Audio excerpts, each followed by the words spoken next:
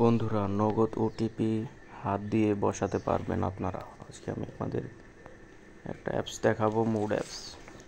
তো চলুন শুরু করা যাক। প্রথমে আমি চলে গেলাম নগদে, ওপেন করলাম, আমার মোবাইল নাম্বারটা দেব, লগ ইন করবো, পিন নাম্বার দেব, সাইন ইন করবো। পিন ভুল দেখাচ্ছে কেন? সাইন ইন করলাম, এই যে দেখতে পাচ্ছেন এখানে একটা ওটিপি দিলাম।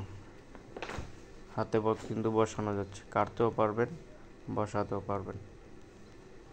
আজকের ভিডিও এটুকুই।